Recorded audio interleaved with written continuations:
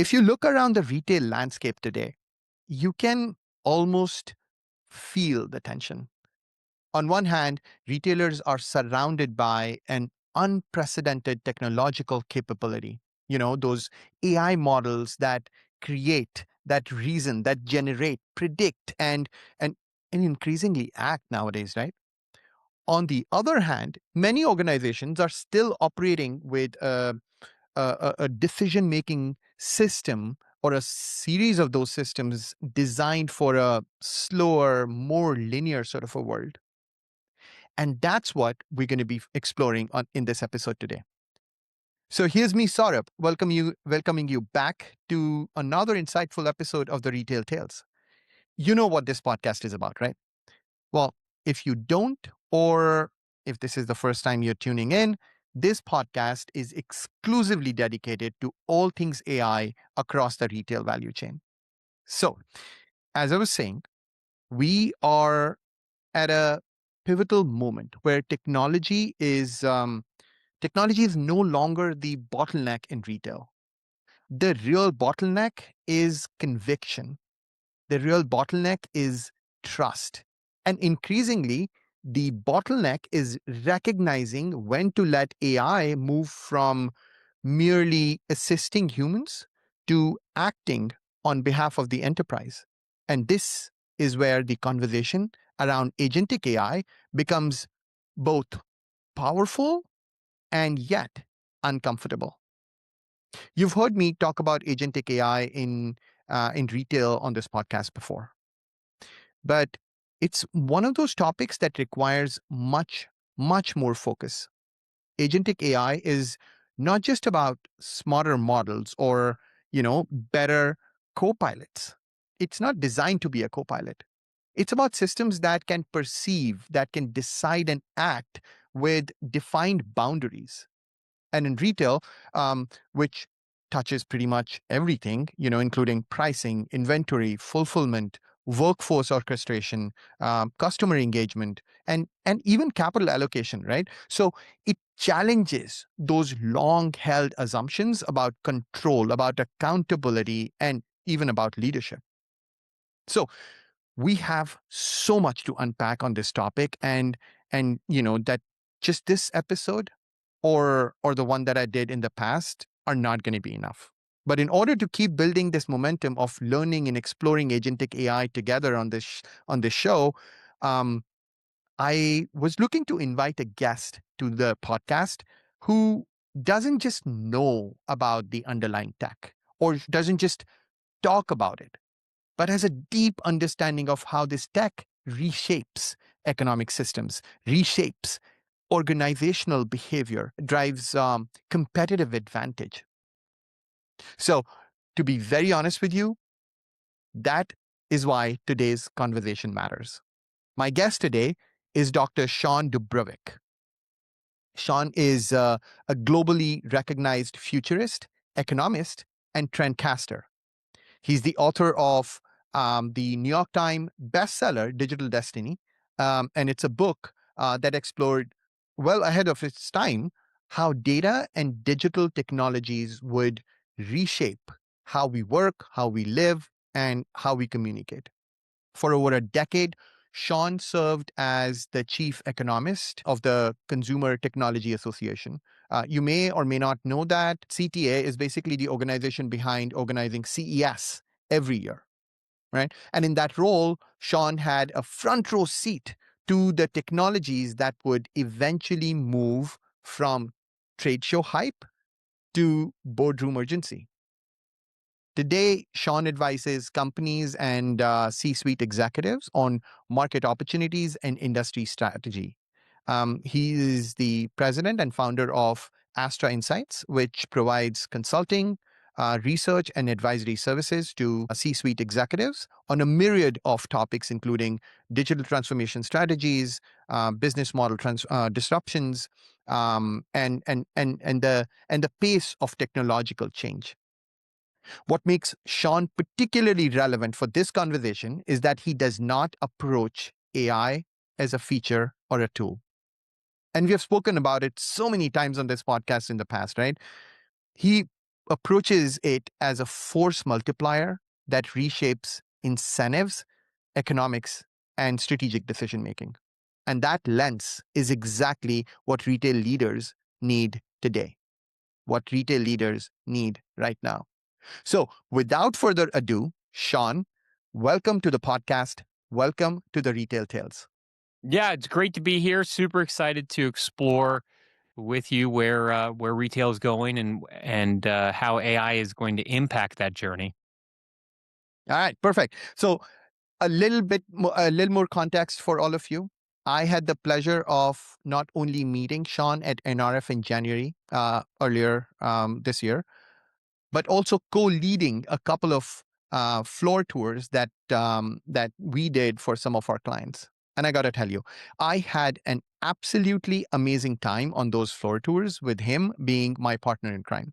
So I'm even more glad that he decided to accept my invitation to be on the podcast and share his experiences with all of us. So we'll get started on Agentic AI, but I wanted to start our conversation today by getting a little sneak peek into um, how your worldview has shaped over the years, Shawn. From what I can tell, I think your journey from economics to, say, futures thinking is not accidental.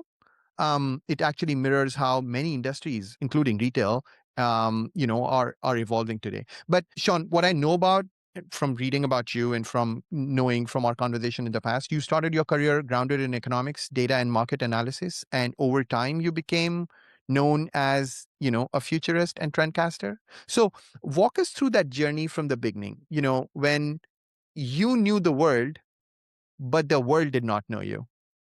Yeah, I mean, I think you characterized it so well in the beginning. My background is economics and finance. I have a PhD in economics, so my traditional education is very much grounded in that part of academia. And then I started to, from a very early point in my career, started to explore how technology was impacting markets, how it was impacting organizations, ultimately how it was disrupting businesses and impacting the conversations that were taking place in boardrooms. So, to your point, and what you really led with was I have spent my career studying how technology is impacting all aspects of business and ultimately where that goes and it's been awesome to have a front row seat for that conversation. No, I mean, I was just thinking about this for you to be leading CES organization over the years and seeing technologies come and go, and now seeing how AI is evolving in the market must be fascinating, right? Yeah, it's been a fascinating time to see how technology has evolved and then also clearly how AI has played a role with that. I can still remember when the definitive digital technology was the CD player, or when we were debating whether Blu-ray or HD DVD was going to win the battle for the home. And now we are looking at a technology that is so meshed in every aspect of how we live, how we interact with businesses. From a retail perspective, it is quickly changing that consumer relationship with the retailer in fundamental ways. I think as we zoom forward from here 10 years into the future, it will be a very, very different landscape because of the role that technology broadly is having, but in particular, how AI is impacting those dynamics, how it's impacting the way we interact. And to your point, agentic AI will have a big influence on that overall narrative as well. Love it. All right, I gotta be honest here. When I met you, Shawn, I did not know about your book.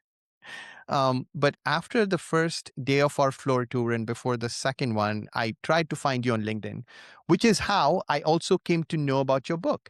And right after NRF got over, I picked it up, and boy, it was great. So for all of you listening who haven't had the chance to read Shawn's book yet, it's called Digital Destiny, and it talks about the mass adoption of digital technologies as a key or a turning point for humanity. What is fascinating is that it was published in 2015, I think, Shawn, right? Yeah.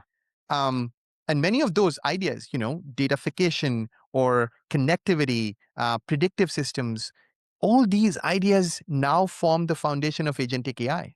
So, Shawn, my question to you is, when you wrote Digital Destiny, you were describing a world where data becomes the raw material for transformation. But if you were to write that book today, how would agentic AI change that narrative? What feels like a continuation of that destiny, and what feels fundamentally new? Yeah, I think that's a great question. That's a great way to frame it. When I look at what's happened over the last 25 years, it was at first largely a transformation from analog to digital. And that by and large defined the last 25 years, replacing analog systems with digital ones. Mm, Uh, to me, that the next 25 years is really defined by this shift from digitization to datification, leveraging that data as you noted to be the raw material of broad transformations in industry. And so I see AI as a piece of that overall story. I think so many of us look at AI and we give it the headline. I think that it's really just a piece of this much bigger, broader story. To your specific question about like, where does agentic AI fit in and how is it fundamentally different? We were by and large looking at replacing existing systems and making them digital. Early on, mm, that was the story. You take an analog product, you make it digital, take an analog system, you make it digital. When we start to talk about agentic AI, we're talking about a much more proactive system than we have ever imagined. It isn't just about gleaning new insights. It isn't about understanding or discovering new relationships.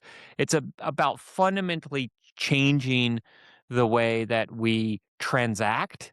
And that is so key to what retailers do when it comes to facilitating transactions and even by and large what businesses do. And the way that businesses and organizations facilitate those transactions, I think, can fundamentally shift. And so we're looking at a much more progressive, much more proactive system moving forward than we ever really imagined. Even if we don't ever get close to, a world where AGI is the reality, you're still looking yes. at a system that is much more interactive, proactively going out, making decisions, doing research, providing recommendations.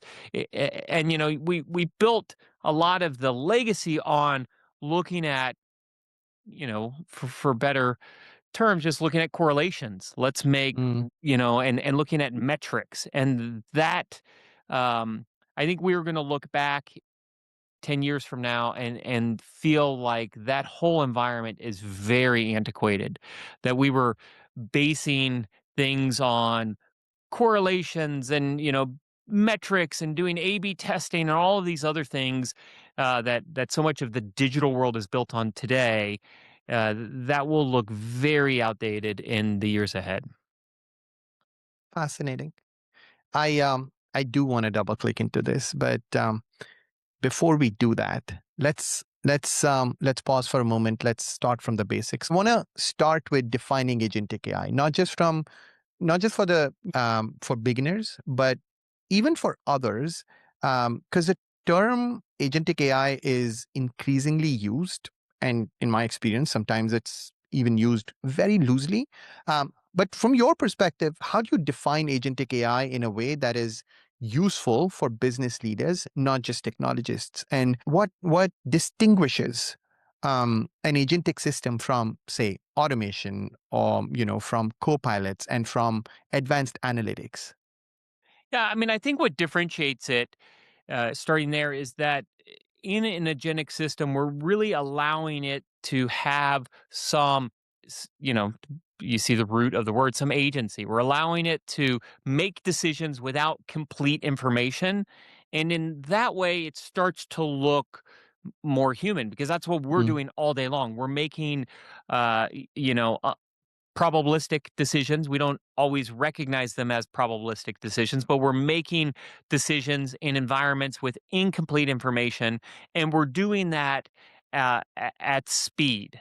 And that's what I think is really unique and relatively new with agentic systems is that we're allowing these systems to make decisions with incomplete information, and we're allowing them to do that at speed that we haven't historically done. So in the past, if you had a robotic system, you had an automated system, and it came across something new that it didn't recognize, rather than making a decision, it would often, you know, kick that out of the system and push that back to a human. We talk about humans in the loop, and that human in the loop in some of these systems was just to either validate, verify, or expand the robotic system, the automated system, so that it would encompass this new item that was, discovered for the first time by these systems. In an agentic world, I think we're going to allow these systems much more latitude. We're not going to necessarily require them to loop back Mm. to human when the information is incomplete, when something new is presented. We're going to allow them to make their best guess. We're going to allow them to make decisions based upon the information that they have, and so it really starts to look different. The decision making starts to look different. The way we deploy them as humans will start to look different. So, from a retail perspective, how I allow agents to go out and research for me, shop for me, transact for me is going to be very different than me having to really specify exactly what I want it to do and then waiting for it to come back and do that precise thing for me. I think the other big piece is natural language changes all of this because I don't have to have the exact answer. So if I'm working with an agent in an agentic environment where I'm using natural language, I can give it just enough information to go out and figure it out on its own, make a decision, perhaps make a transaction, and then come back into and report to me, ultimately what it did. And as we build greater trust in these systems, I think the parameters that we allow it to take on will continue to increase. We'll allow it to go further from us. We'll allow it to make bigger decisions for us. We'll allow it to operate in environments that have historically had a lot of incomplete information. And so we're still really early on in some of this, but as Yeah. we expand what's possible, I think you're going to see people trusting these agents to make more and more decisions and ultimately transact for them at a whole new level that we haven't seen before. This is, you think about an automated system today, and that might look like a subscription. That Mm. that feels to me like an automated retail environment. I know the product. I want it to show up at my house the following week or the following month. I'm going to trust it, and so a magazine subscription is an automated transaction. Yeah. I've said send me this item every month, same time every month, and then if I change my mind, obviously in the digital world we have a lot of automated transactions that look like subscriptions. But you could imagine that in an agentic environment that really starts to change in fundamental ways. I love the example that you just gave about these subscriptions because that basically at the most foundation level that exemplifies what it used to equate to any kind of any kind of model that lived in the past to what we are going to be seeing in the future. But you also spoke about human in the loop. I have an interesting story from a client conversation that I was having 2-ish weeks ago, and the question that the client asked me, the client leader, very senior leader, he asked me was, "Look, we've had human in the loop conversation for the past 5 years. So what has changed now?" In the way I responded, I think it kind of resonated with him because he was vehemently in agreement after the fact. But I said, look, human in the loop was pretty much used in a very negative connotation. And the way I explain this is Human in the loop does not mean that even with an automation working at a step of the process, you need a human there, right? Yes, you're augmenting that human, but you're creating more processing steps and more kind of cycle time. Yes, it's going to be faster, but human in the loop at every step is not going to justify the ROI. But human on the loop is basically embedding humans at the most critical and strategic points rather than having at every step of the workflow. It kind of help help the discussion. But this is the kind of questions that we keep getting as well from the clients. Um, but And just building on that too, though, I yeah, think we tend to think about human in the loop as humans showing up in the same place in the hmm loop, time in, time out, and that looks like a very well specified workflow. And if you can specify it that well, that exact, you may not need the human in that loop. So I think what we'll see in the future with human in the loop is that we won't always define exactly where they're going to show up, when they're going to show up. And so the human that exists on the loop or in the loop in the future is going to be a human that has that is much more adaptive, that is much more strategic, that understands things at a much more complex level. So I think it'll be a very different type of human compute relationship than we've seen in the past, because the way that these systems will operate, I think they're not always going to necessarily bring in a human in the exact same place at the exact same time. And so humans will need to be able to be reactive to what's happening in these systems as well. yeah, no, I agree. I completely agree. But retail, retail is a different beast. You know this, and so do all of our listeners, right? Retail operates at the intersection of supply chains, consumer behavior, labor, and capital. And all of this is under immense amount of volatility, constant volatility, right? Which makes it both a high risk and high reward environment for agentic AI. So I want to know from you, when you look across industries, why does retail stand out as a particularly fertile ground for agentic AI? What characterizes retail, as being ready or maybe even more vulnerable to these systems? I think one of the reasons why retail is so ready for agentic AI and agentic systems, and to your point, also vulnerable to the transformation of agentic systems, is because what we're at least initially seeing with agentic systems is that they're well positioned to transact. And when you Mm, think about what's happening in a retail environment, there are millions of transactions. There's obviously the consumer retailer transaction, but before that, there are hundreds of thousands, millions of transactions that take place all throughout the supply chain. It's contracting, it's ordering, it's forecasting demand, it's planning on, warehousing decisions, it's merchandising decisions, it's all of these decisions that ultimately are micro transactions all along the way, between a product being created and a product being delivered to consumer. And in each one of those domains, there's opportunity for agents to step in and augment the humans that are there today, to augment the systems that exist there today. And so I think there's opportunity to fundamentally change the way work flows through an entire retail organization. I think we so often think of agents the way we think of humans. They're going to go off and they're going to do lots of different things. But at least early on, I think you're going to have very well specified agents that are doing specific things in really well defined domains. And so, in that type of environment, I think you're really going to see a tremendous number of agents that can be deployed in these environments, each doing, different things for retailers. And that's before we even get to the way consumers are going to use agents. I think when you look at how consumers will likely use agents again to do research, to make transactions, to help make decisions, to reduce the cognitive load of shopping and purchasing.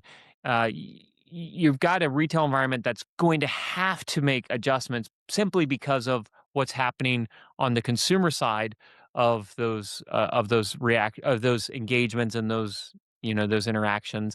Mhm. But then you work your way up the supply chain, and there's just hundreds of thousands of opportunities to deploy agents to help again augment what humans are doing today. So, Shawn, let me ask you this: when you look at work,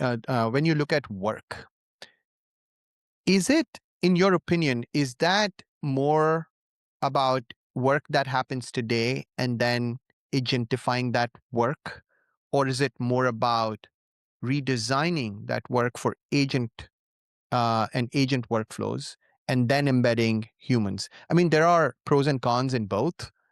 Maybe the biggest pro and con is related to disruption, but from an ROI perspective, what should retail leaders really be thinking about?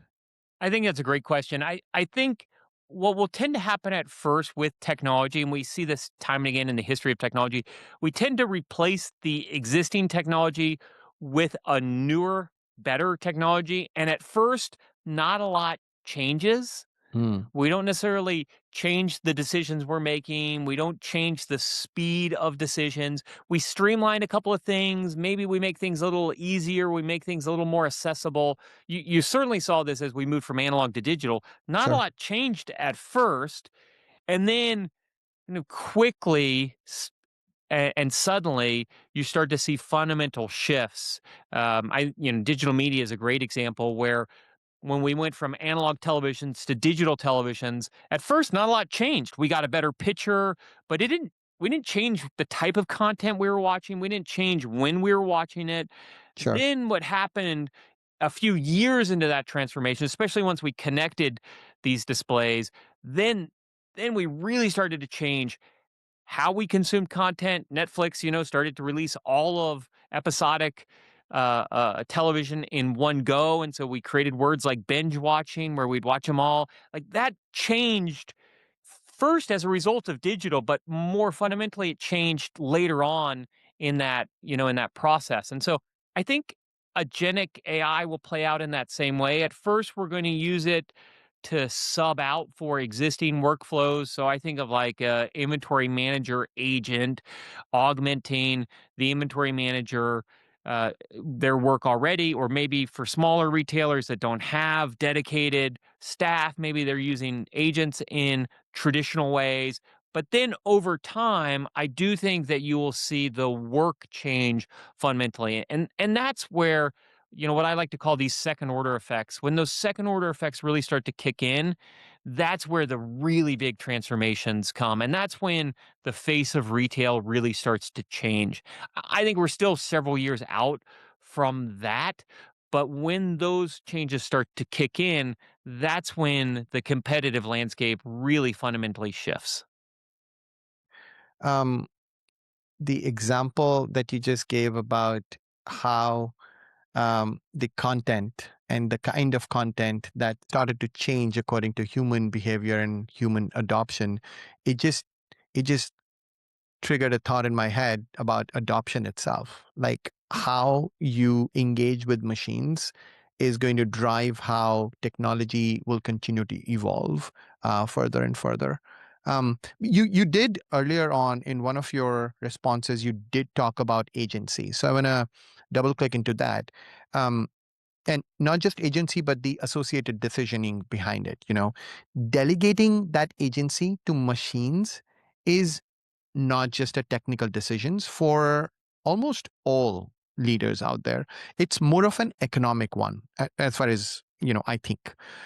So from an economic standpoint, and you being an economist, by trade, I wanna get to your what you think. What changes when firms begin to delegate not just tasks, but judgment and action to these machines or to these agents? How does this reshape the cost structures, the competitive dynamics, and even the barriers to entry in retail? I think that latter point is a really important one because you can imagine that what built at the end of the day, and you started off with this, like retailers are built on execution. They're built Hmm. on incredible supply chain management. They're built on the ability to obtain goods and have those goods distributed to consumers at in most cases the lowest cost possible. They're streamlining all of these transactions along the way to deliver goods at a relatively low price point, and they continue to innovate around that. When you start to think about, how do retailers enter the market moving forward when they've got agents on their behalf, it fundamentally changes the cost structure potentially in the type of markets that retailers could enter, in the type of businesses that could enter the retail environment. So I think the cost structure of operating a retail environment changes significantly. Certainly could change significantly. I do think that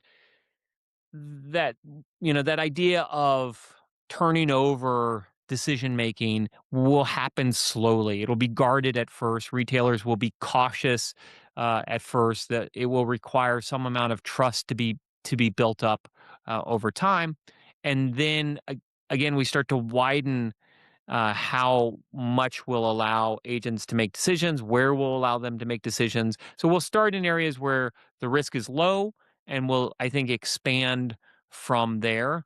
But I do think it has the potential to fundamentally reshape how retailers operate. So that means reshaping workforces. That means reshaping relationships that we have. A lot of the relationships that retailers have are human to human today. That will change over time, I think. Um, some of the fundamental things probably don't change when we think about ascertaining quality, when we think about materials, when we think about these different types of things. Maybe we're using agents in that. Maybe we're still relying on humans to be the taste makers of the world, to be the curators of fashion, and the curators of what consumers want. But I think we'll augment that in a pretty substantial way with agents where it makes sense, and over time, I think where it makes sense will continue to grow. Yeah, I was listening to your response, and the one word that kind of was striking to me was trust, because in my experience, also most conversations about agentic AI, most conversations end up in in a trust related conversation, one way or the other, right? Eventually it comes back to trust. Retail leaders say, well, I trust AI insights, but I'm not ready to trust AI acting on those insights yet. Maybe it's a yet, and that word is quite significant. But in your view, what conditions must exist for these retail leaders to cross that trust threshold, to cross that trust barrier?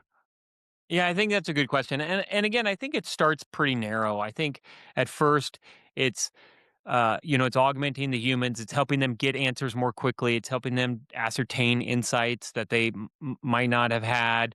I think one of the things that agents can be really good at is retrieving information from myriad sources, from a variety of different sources, and then bringing that all together. So imagine, I've got agents that can go out and look in different data sources. They can make forecast predictions. They can bring that back to me.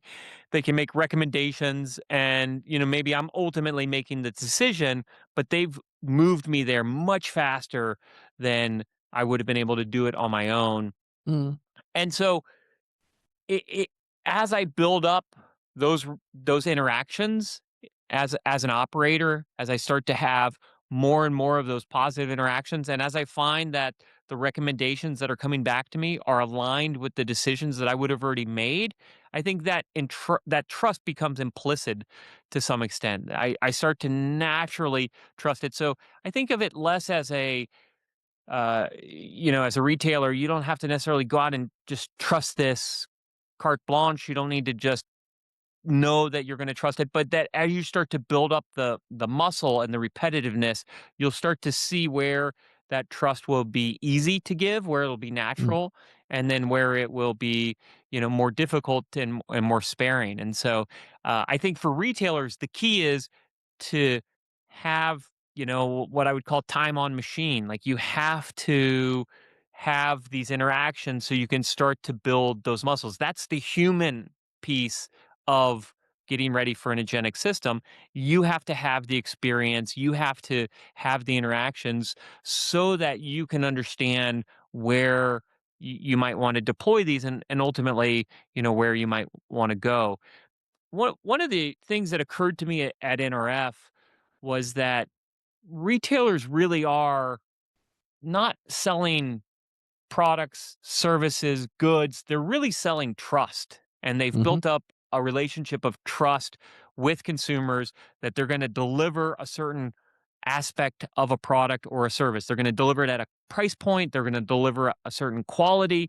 They're going to, have a certain reverse logistics experience. If it's a return that they're going to deal with, like it's a trust that's been developed over time. And I think retailers really need to understand how do they can continue to maintain that trust, build that trust, and deliver trust, whether it's through traditional humans and human interactions or whether it's through agentic systems. And so I think it's not only trusting the decisions that these agents might make for retailers, but it's also trusting that they'll continue to be able to deliver the same, if you will, level of trust that has existed for many of these retailers for years, decades, and in fact, their businesses are built upon that perceived trust. So where does that trust leave human and human roles in the agentic world? Look, a persistent fear, whether you are a frontline worker, a blue collar one, or a white collar one, or you're a leader making those decisions, a persistent fear around AI is displacement. But the deeper question is the evolution of that of these these roles. Um, as agentic AI systems take on more operational decision making, what happens to human roles in retail? Where do you see humans becoming more valuable and not less? Yeah, I actually think we could see humans becoming more valuable in lots of different aspects of retail. So I don't see agentic systems gutting any single part of retail, certainly not anytime soon. I think one of the great myths out there right now is that AI is going to suck all this work away from us and that our days are going to be filled with leisure. And you saw it in the Super Bowl commercials, Yeah. this AI vision that, hey, I'm just going to push a button, I'm going to let AI agents go do all this work for me, and then my 8-hour day or my 12-hour day just got cut to 3 hours, and so now I'm going to go to the beach. I just don't think that's a realistic vision. I think that's a vision that tech companies sell when they're selling a product, or they're trying to sell a vision of the future. But I think realistically, AI deployment, AI adoption is messy. We don't yet really know where it's going to work. We have some ideas. We're seeing productivity gains on the individual level, but we're not necessarily seeing significant productivity gains at the aggregate level yet. At least organizations, I think, are still struggling to figure out how they capture some of the individualized productivity gains. And so I still think it's going to take us years realistically to figure out where this fits in, how it changes work, and over time, work will change. I think, to me, the real risk isn't that AI systems become great. It's that humans never really learn how to adapt. They never really adopt the technology. They fail to learn how to integrate the technology. The real risk isn't that AI takes our job. The real risk to me is that we don't allow AI to take legacy work from us so that we can focus on cutting edge work that's really going to define the future of what our business could be. Yeah, more pioneering, more strategic work that we probably never had the capacity to take on because we were always stuck doing the mundane sort of activities or administrative overhead. Totally. When you were responding about the dream that technology companies are selling, I had a huge smile on my face because, I mean, from what I'm reading, I think the theory of abundance is just one person's dream, or the dream that certain eccentric leader in the AI world is trying to sell. But the other companies are a little bit more pragmatic in how AI is going to evolve. Um, but I mean, very well articulated, Shawn. Thank you for that. Um, we are coming to a close for this podcast. My last question of you is, if you were to advise a leader, a retail leader who's either starting on their AI journey, agentic AI journey, or have just started on that agentic AI journey, what is the one piece of advice that you would have for them?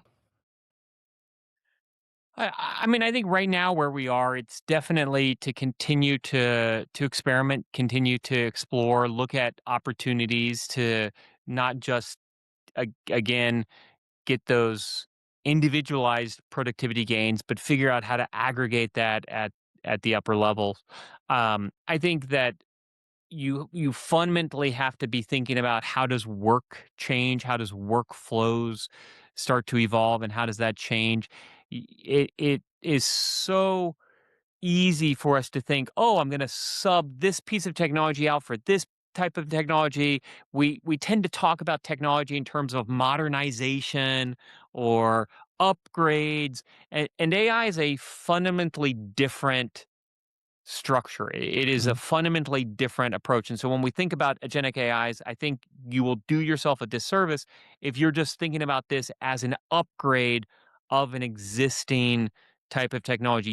Need to think about it as something decidedly different, and then think about, okay, if I were to create this from the ground up, what would be different, and how is my business going to change? And so I think every retailer is going to face this quickly because we're already seeing how generative AI platforms are changing how we search for information, how we go to transact. You already see a lot of the big tech companies saying, oh, we're going to make this really easy for consumers. We're going to let them do everything inside of our platform. So they're going to be able to search, discover, uh, choose, transact, and then, retailers, we're just going to make you the fulfillment side of this business. So we're not going to take on any of the capital. We're not going to take on any of the labor. We're going to control the customer interaction and relationship, but we're going to let you handle all of the variable, expensive, hard, piece of this business. And I think most retailers recognize they don't want to do just that piece of the business. They don't want to be just focused on fulfillment. At the same time, they do need to be where consumers are transacting. So I think the challenge for retailers over the next 36 months or over the next 6 years is really pronounced, because you need to be where consumers are transacting. You need to be where they are researching, discovering, making decisions, comparison shopping. And at the same time, you also need to continue to build out that trust that you can offer and deliver as a brand. You need to build out what a loyalty program looks like. You need to build out, the new facets of a loyalty program in a world where we're using natural language. And so, I, to me, that's the biggest challenge that retailers face in this agentic AI environment is how do I continue to be front and center for the consumers without just becoming fulfillment for, a big tech company that wants to control the full transaction. Love, love, love your response. And honestly speaking, I wasn't going to do it, but the way you articulated is If I can say 110% aligned with our point of view, with my point of view as well. So I'm gonna put a shameless plug here. Um, a colleague of mine, Brian McCarthy, and we wrote a white paper, and I'm going to put the link of that white paper in the description as well. But that was pretty much aligned with how retail leaders need to think about the future of work, the future of workforce, and the future of workplace in order to realize the full potential of agentic AI rather than just thinking about it as one of the technology or one of the tools, because this is fundamentally different. But Shawn, thank you so much for being on the podcast. I really appreciate your time and your thoughts. Absolute pleasure. I really enjoyed the conversation and look forward to seeing you in person again. Hopefully, we can continue the conversation in other circles. Would be my pleasure. That was Dr. Shawn DuBravac, futurist and one of the most thoughtful and insightful voices on how technology reshapes markets and society. If there's one theme that stood out for me in this conversation, it is this. Agentic AI is not a technology problem. It's a leadership problem. It's a trust problem and ultimately a strategic courage problem. Thanks for listening. Here's me, Saurabh, signing off. If you like the content, don't forget to follow this show. You can follow us on LinkedIn and subscribe to this show on Spotify, Apple, YouTube, or even iHeartRadio. Join me in the next episode of The Retail Tales, a show which is exclusively focused on exploring all things AI across the retail value chain. Until then, stay safe, stay healthy, and stay curious.